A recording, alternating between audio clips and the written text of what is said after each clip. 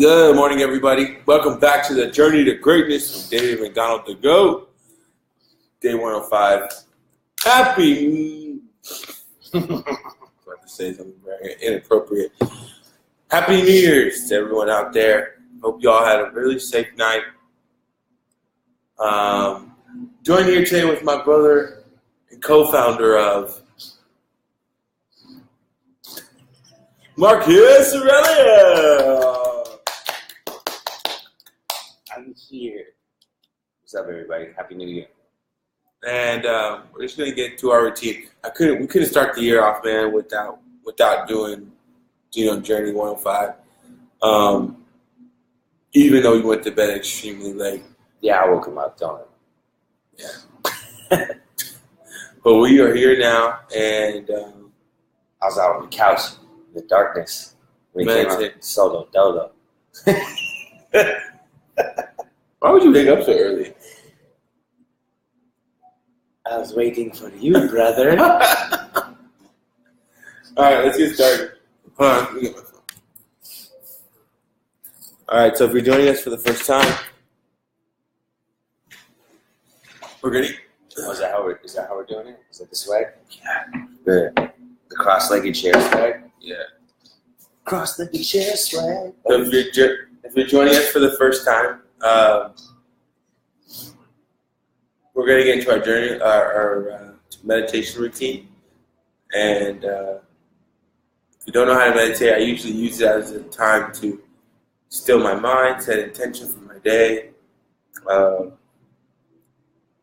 number of other things. If you don't know what to do right now, just sit in silence. Just close your eyes, focus on your breathing, take deep breaths in and out, try to relax yourself. And I'll see you on the other side.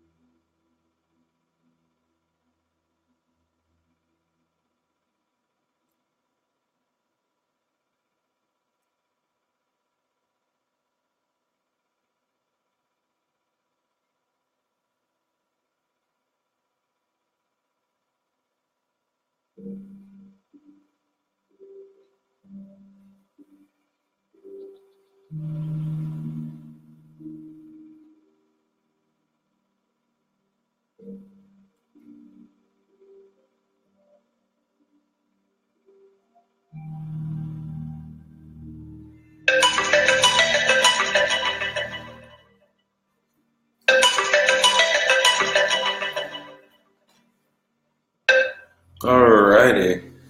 Welcome back. Good morning, everyone. Good morning, good morning.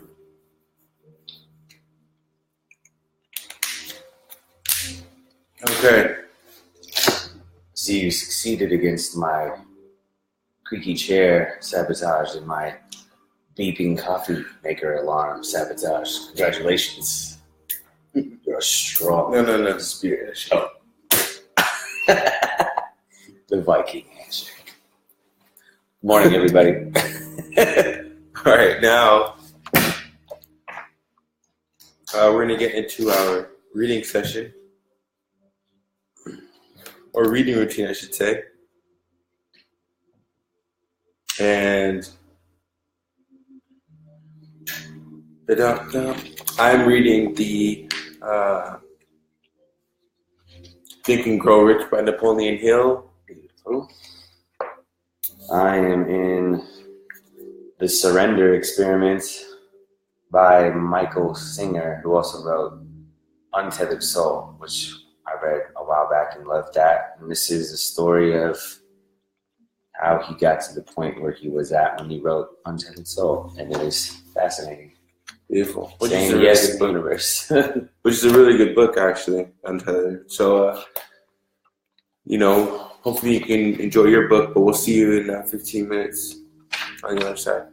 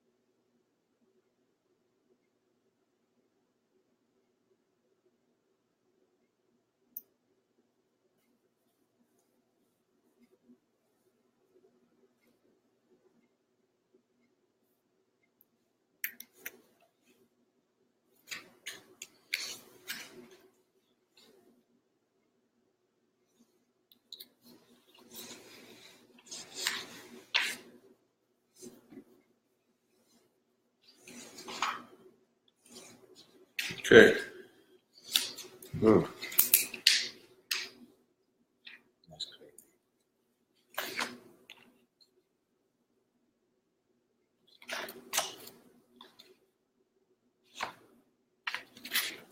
So particularly in this book, for this section, it's actually pretty impressionable because in this first story, Edwin C. Barnes had a very, very, very, very serious obsession of getting to know Thomas Edison. Oh, I remember that part of the book. And I think this is going to be a really good book. There's a few parts actually in here that I think are really good to take away, but we'll revisit them when we finish our journaling routine. So now we're going to move to our journaling routine. And in this part of the journey today, we pretty much just journal about. We move to journaling, and when we move to journaling, what I usually like to journal about is I start with appreciation. So, for me, the most important things are waking up in the morning and having exceptional health. And then from there, I just go into a number of other gratitude and recognize, things that happened yesterday that I'm grateful for. And then moving forward, anything else that I, wish to manifest, I go ahead and do that. So if you have any questions, feel free to reach out to me. But if not, I'll see you all on the other side.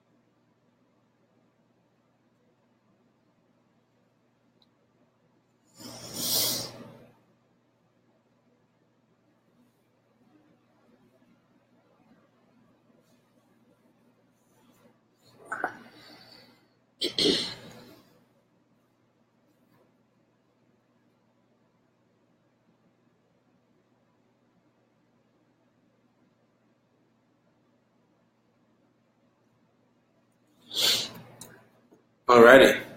So that concludes our journaling routine. And to jump back to the book that I felt like was really powerful, and also a reassurance of a lot of things that we've talked about already. This is my first time reading the book, and I have a feeling that similarly to like what we were talking about the other day, when there's a truth that you speak or that you hear, it resonates with you a certain type of way, as if you heard it before in some other form. And this book, in these two sections that I'm getting ready to read, I think have done that for me today. So, as I mentioned, Edwin C. Barnes really, really, really wanted to become a business partner with Thomas Edison. And the thing that this book has done for me and has painted the picture for me is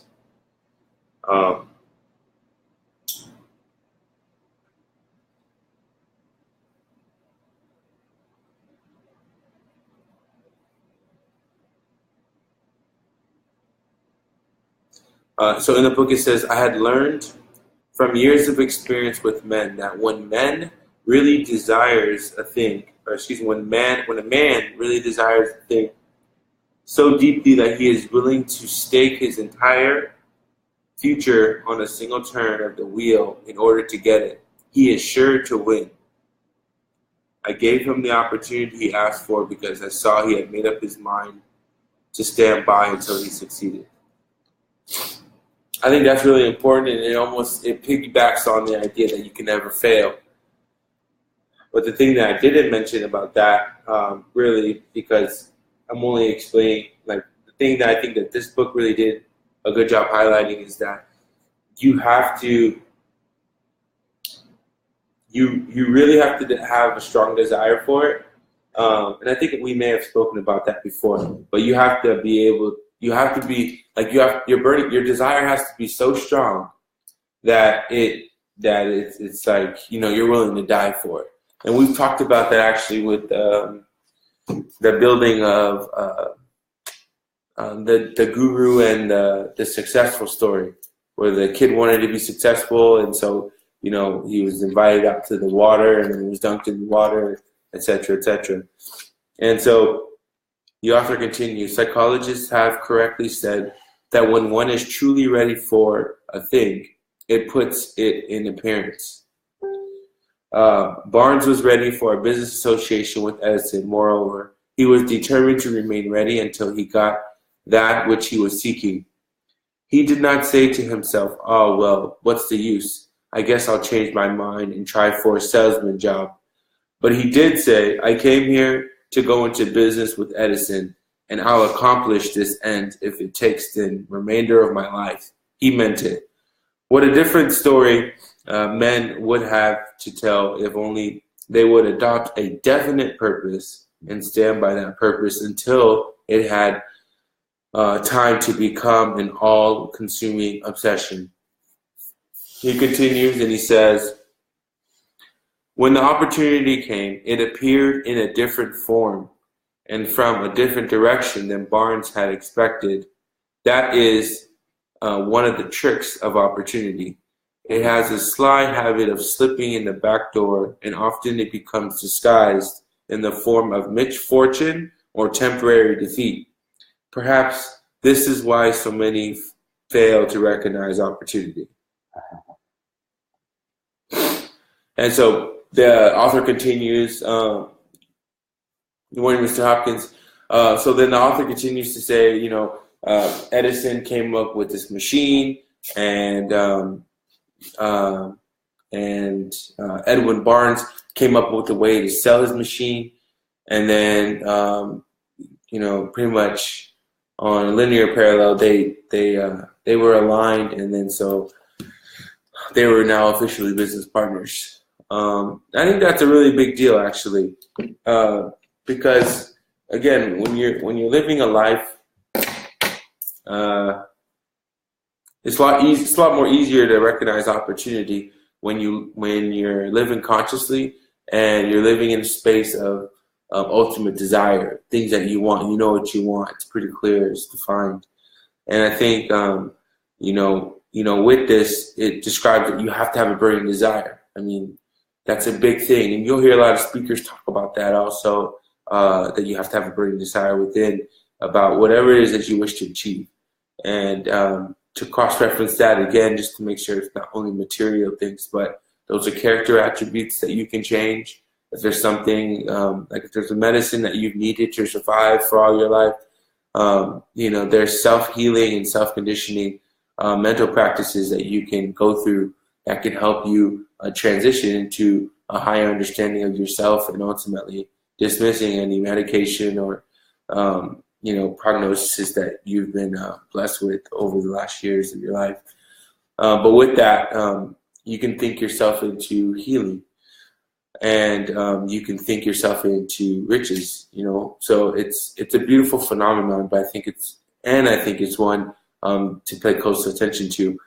If you really want something bad enough, be aware, keep your eyes open, and always be seeking opportunity. What do you think about that? Yeah, thank you for sharing that. I haven't read through that book for a long time, and I don't know if I finished it or not, but I remember that section that you just referenced with Edison.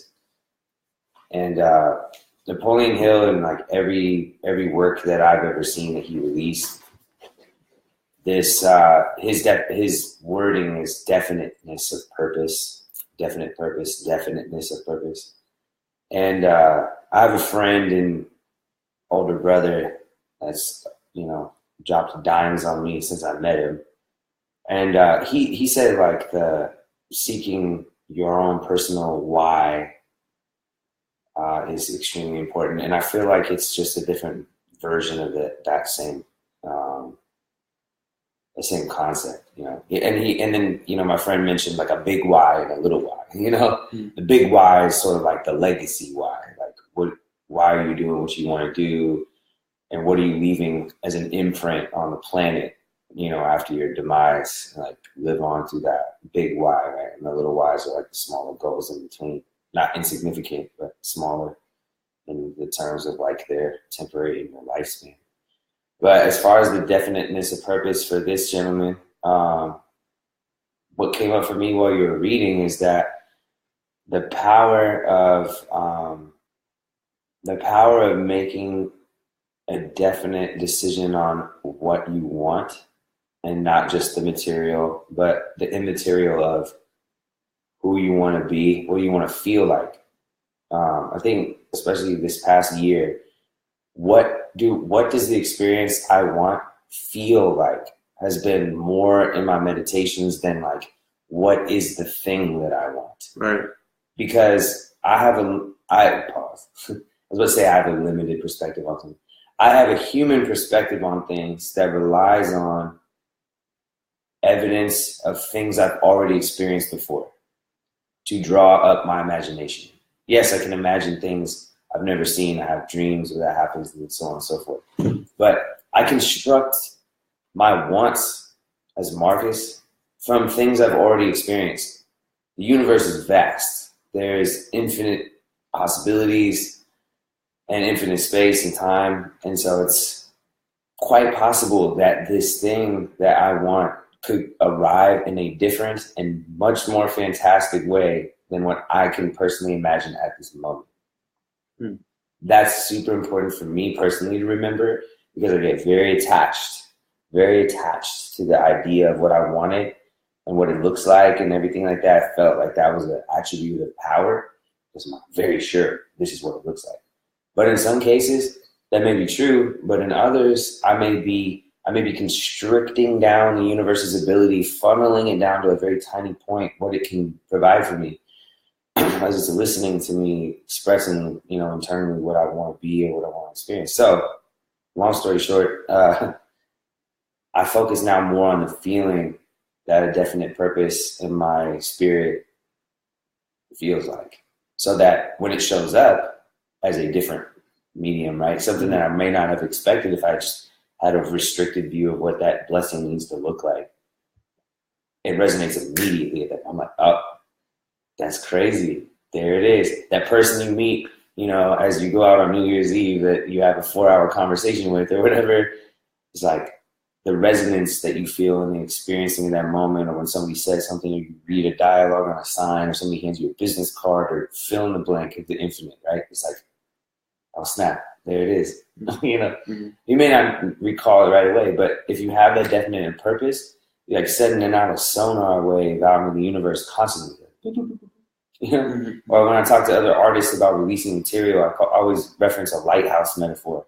Like every project you release, every book you write, every business transaction you complete is another layer to this lighthouse.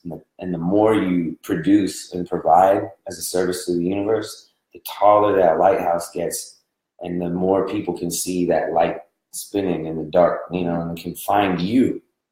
Instead of you reaching into the universe and trying to pull it to you, it comes right to you, you know? So I like that. I like that a lot. Thank you for sharing also. I like that lighthouse analogy. Yeah.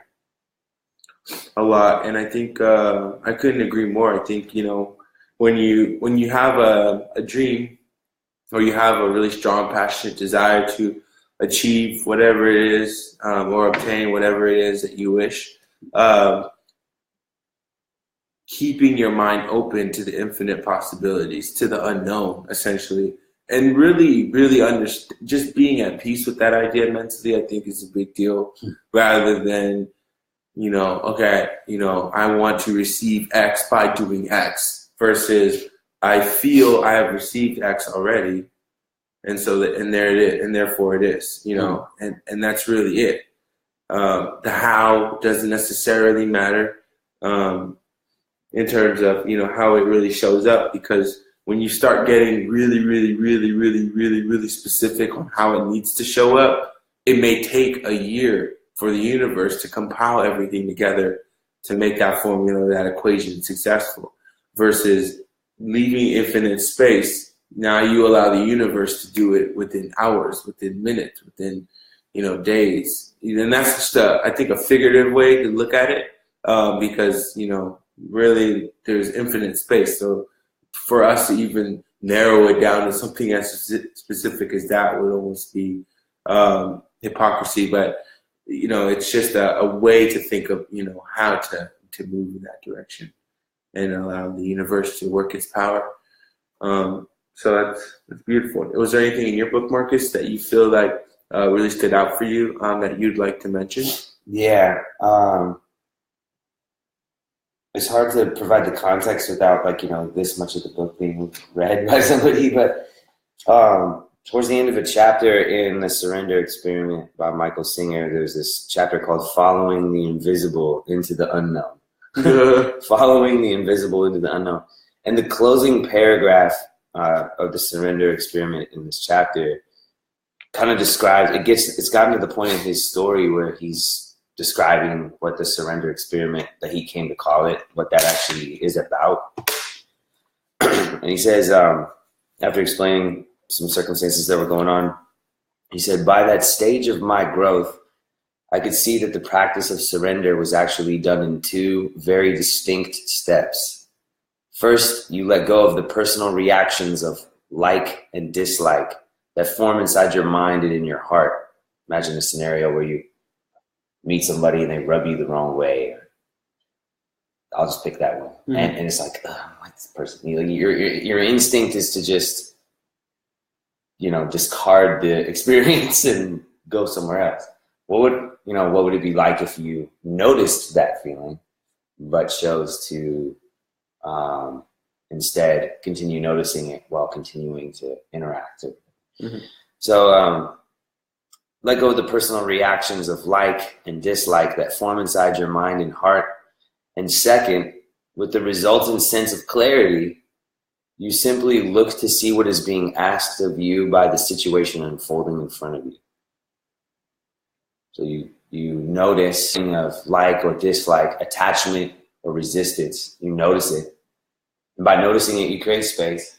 And in that clarity, you then go, like, what is of service here? What's being asked of me in this moment? And I know that sounds kind of like something we've already heard before and kind of like, okay. But if you really imagine this, the last time you felt repulsed by, I'll use a person example again, like a person repulsed by their energy, repulsed by the way they're talking to you or somebody else or whatever, and then chose to interact anyways because something was telling you that this person could potentially be acting this way because they need to be touched in some fashion, you know. No, I'm just kidding. With a 5-finger slip with the face. That's not spiritual. Maybe. So just to wrap that paragraph up, you know, after the resultant sense of clarity of noticing like and dislike inside of you, you look to see what is being asked of you by the situation unfolding in front of you. What would you be doing if you weren't being influenced by the reactions of like and dislike? Following that deeper guidance will take your life in a very different direction from where your preferences would have led you. That is the clearest I can explain my surrender experiment, and it became the foundation of both my spiritual and worldly life. Yeah, the book's super fascinating, man, because he's providing real life examples of himself. Like this story needs to be made into like a short movie or something like that. It's super wild. But yeah, I love that because, you know, in hindsight, oftentimes I can notice very clearly where I could have showed up for somebody or something that in the moment I was like, oh, that's not for me. That's not my ish, you know? That's not my swag. That's not my thing, you know? Where if I had created space and a pause in that moment, it would have been potentially like, ugh. Oh, there's the feeling of, interesting. Now, what can I be? Where can I be of service in this moment? And sometimes I might find out that my best service is to leave the situation. You know? And sometimes my best service is to sit, noticing that feeling and be present, or say yes to something. You know, so I like that. Yeah, I think you segued that perfectly. I haven't read the rest of the book, but the book is called The Surrender Experiment.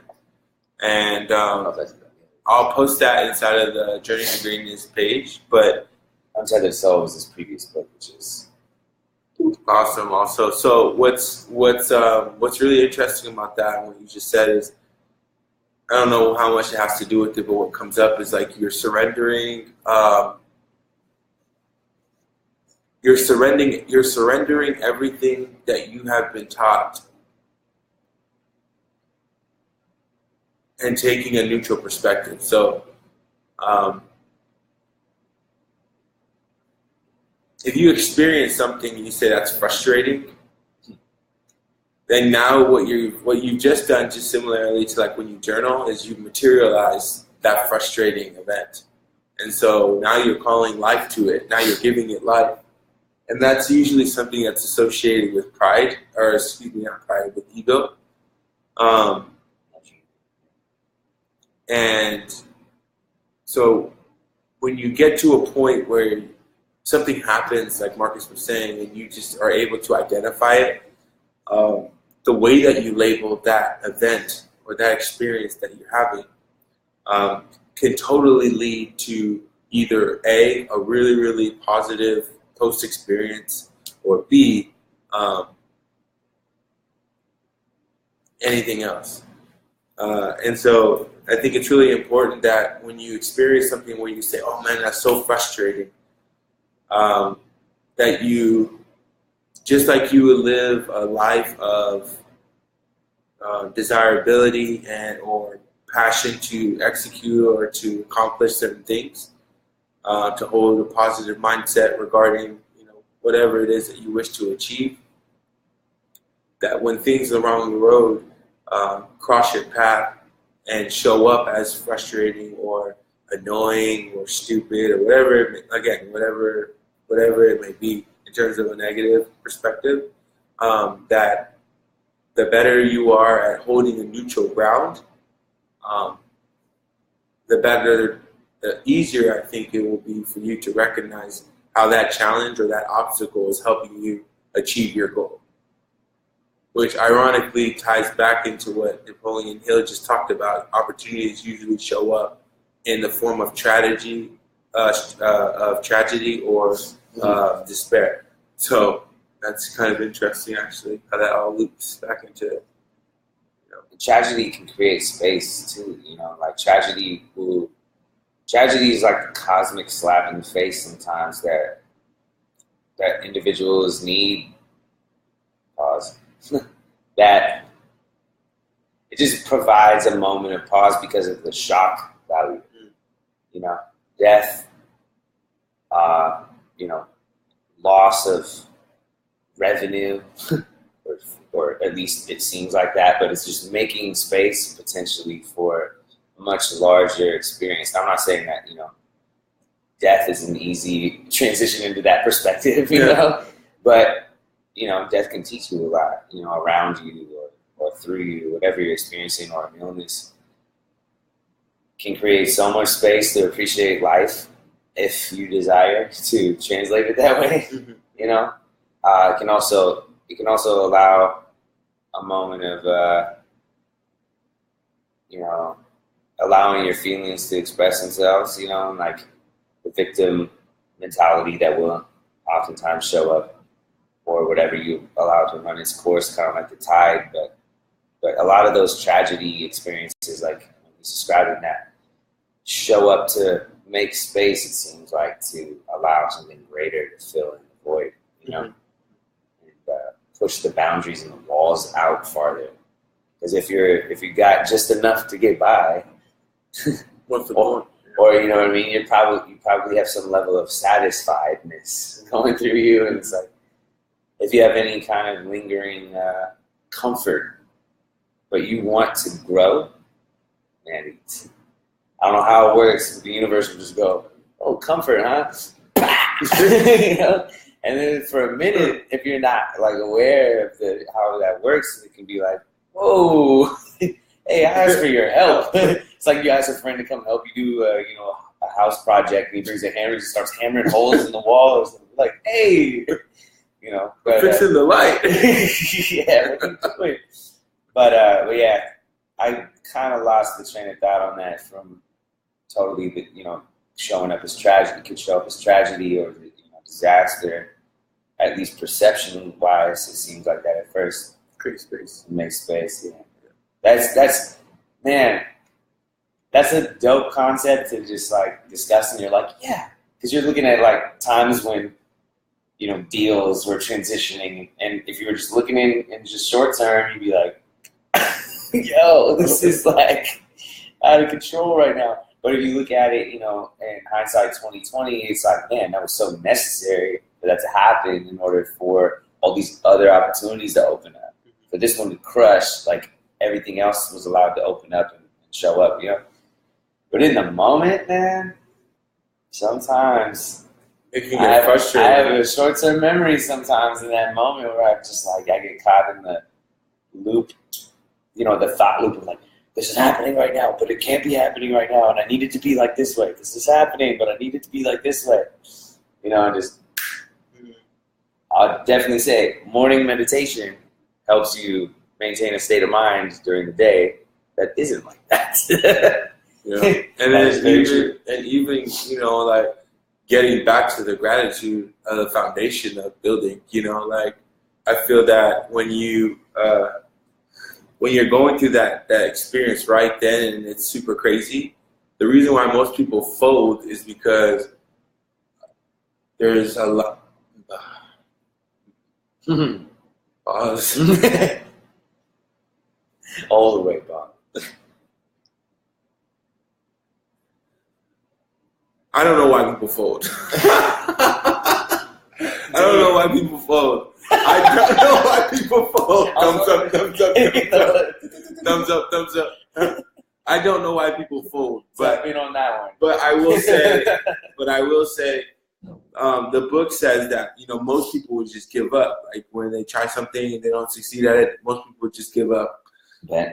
Right? So that is what it is. But when you're in the middle of something that's super high pressure and super high stressful, one good way to level or balance yourself out is, that's what I'm trying to get to, a tool. The way that you level or balance yourself out is getting back to the foundational piece of meditation. And I think you're able to create and paint on your canvas of life, the reality that you wish to have. And when you keep a mentality or a perspective that the universe is infinite space, you could literally be sitting here and creating some crazy stuff.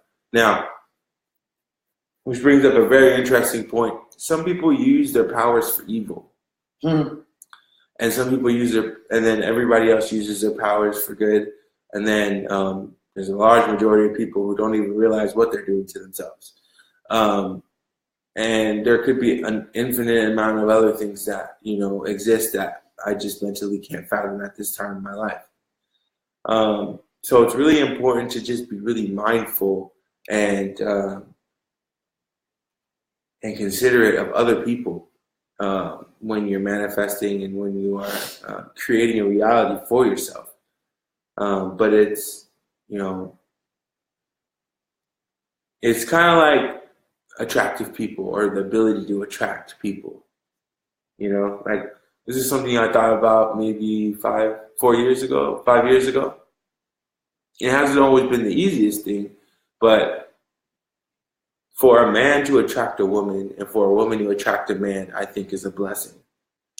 And I feel that it's something to be appreciated,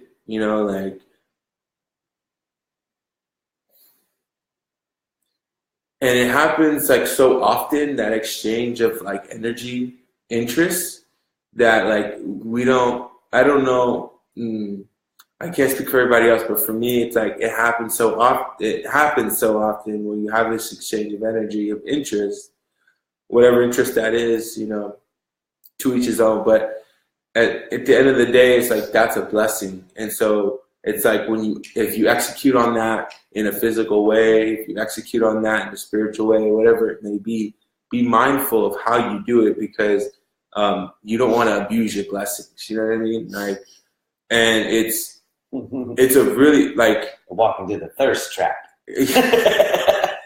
Exactly. And I say all that to say, like, that would be a good example of using your powers for it. I mean, again, from a non-judgmental place, it'd be like using your powers for evil. You know what I mean? Yeah, I mean, I personally would use different terminology, but because it's like instead of evil, unconscious is usually what I use. Because although you are right, though, I mean, it depends on what you deem evil, right? Yeah, and it also depends on how willing you are to accept the consequences of your own thoughts and actions, and realizing that thoughts and actions are closer together than you think. Like you were just saying, it's sort of like the saying, "Be careful what you wish for." Yeah. Very cliche, but very true. It's very cliche, but it's been around for so long and that metaphor of like getting the genie lantern and then it like backfiring totally because the short-sighted wishes just cause chaos, Hashtag Aladdin. But like that trope, that meme exists for a reason, because there's that wisdom that is necessary if you're properly manifesting your future, your reality. There's a wisdom element involved, it's a skill to wish, I guess, is what I'm trying to say. It's like a skill that you learn to wish properly, to dream in a way that gives you the ability to be like this gentleman and think and grow rich, where, the wisdom in that example is he had a definiteness of purpose. He had a big why. And that big why involved collaborating with one of the people he felt was like the greatest minds of his time, essentially like equate out to a Elon Musk, you know, something of that nature, or Jay-Z is, you know, like whatever your field of interest is. And knowing that whatever you collaborate on would potentially be fiscally viable, but more importantly, like just not just economically, but like human species changing viable, you know, like that big. Mm-hmm.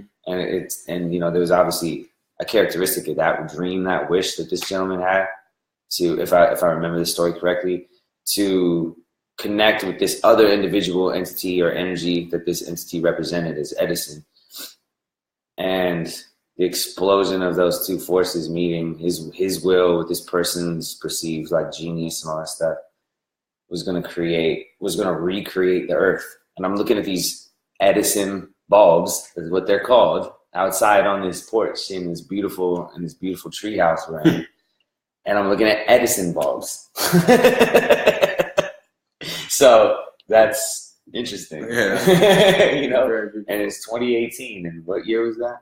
I don't even know, 30s? Yeah. Something like that. Okay. Cheers. Yeah. All right. Well, with that, I think that's a good segue to move to a close. If there's anything else that's coming up for you? I am in deep-seated gratitude and have been for the last like 48 hours being here on Orcas Island and in this beautiful treehouse with my brother. And his lover, my sister, and my lover as well. And we just had the most beautiful blue sky, clear day, impossibly clear day, standing on top of Mount Constitution, looking at the freaking Earth curvature, you know. And yeah, it's just been it's everything in alignment, coming out here and just breaking the normal New Year's Eve madness traditions and stuff. It's been a beautiful, beautiful trip. So gratitude.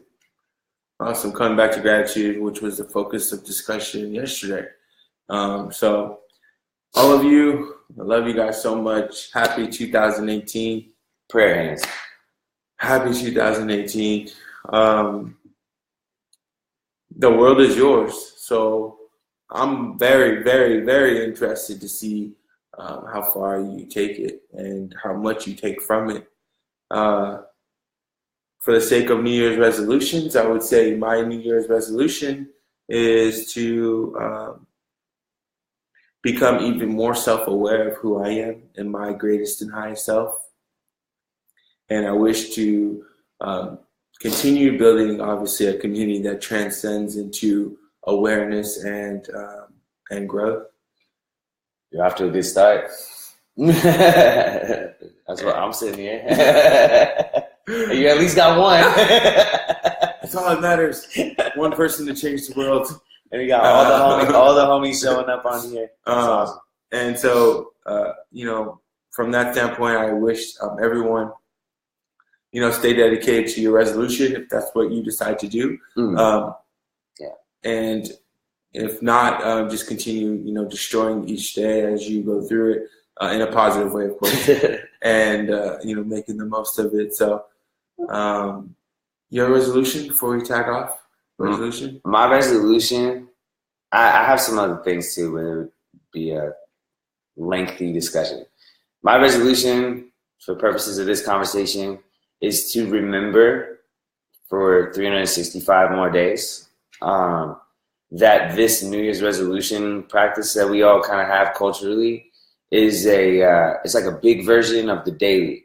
It's like there's a New Year's resolution, there's a new month resolution, there's a new business quarterly resolution, there's a weekly resolution that I personally have every Sunday, where I analyze the previous week during my journals and I plan the next week with like a barrier to break down or something to evolve from. And there's a daily one every single morning. And to remember that it doesn't require an annual celebration or a weekly end. Any moment during my day, at any single moment where I want to pause, I can kind of have a New Year's moment, 24/7. It's like, the corner store. Beautiful. Completely open. So that's what I have to offer. All right, guys. I love you guys again. Thank you for joining us for day 105. Multiple salutes. And I will see you all tomorrow at 5 a.m. Marcus, thank you. I appreciate being here present with you. Thank you for showing We up. got sharks on the television. Frozen. Frozen in Idol. time. But you can't see the spinning symbol because it's super high bright. Hey, but you know what? As it reminded us during our silent meditation, the coffee's ready, baby. So we gotta drink some coffee and get rolling. Yeah, and make sure you drink a lot of water. If you want to stay hydrated. All right, guys. We can sit on here all day. Hashtag hydrate life. All right, see you guys. Love you. Bye.